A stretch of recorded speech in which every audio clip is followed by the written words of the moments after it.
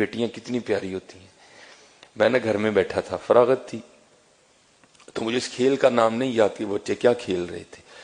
वो पर्चियां डाली थी, एक पर्ची पे लिखा था बादशाह, एक पे लिखा था वजीर, एक पे लिखा था काजी और एक पे लिखा था चोर। उन चार पर्चियों को बंद करके ना फेंक देते, फिर सारे एक एक उठाते थे।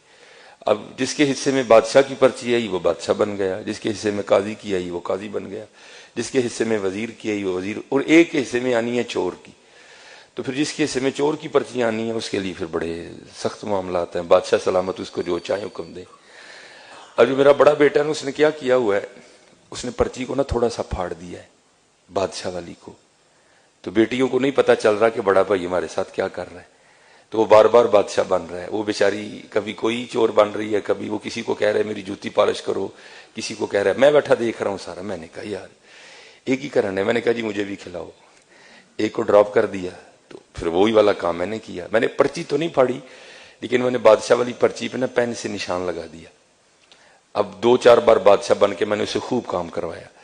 तो मैंने कहा चल यार उन बच्चियां हुई बादशाह बनाइए। तो मैंने अपनी बड़ी बेटी को कहा कि ये जिस पे निशान लगा ना तूने ये पर्ची उठानी है।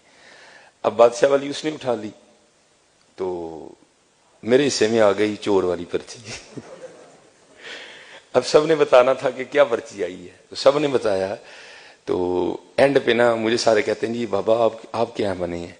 तो मैंने कहा जी मैं चोर बना, मैं हुजूर के मिंबर पे बैठा, मैं झूठ नहीं बोलूंगा। मेरी छोटी बेटी रो पड़ी और मेरे गले लग के कहती मेरे बाबा चोर नहीं है। मेरे गले लग के रो पड़ी। खुदा मिंबर पे बैठा हूं हुजूर के, मैं झूठ नहीं बोल रहा। हालांकि मैं ऐसी बातें नहीं सुनाता, ये आपकी दिलजोई के लिए सुना रहा हूं कि बेटियों के लिए कभी ऐसा फिक्रा नहीं बोलना। ये रहमत होती है। मैं मिंबर पे बैठा कह रहा हूं, मेरा अल्लाह गवाह है इस बात का। हाँ मैं ऐसी बातें नहीं सुनाता। वो मेरे साथ लग के ना रो पड़ी, हकीकतन रो पड़ी, और कहती मेरे बाबा चोर नहीं है। ये रहमत है। बेटियों से मोहब्बत करो। हाँ हाँ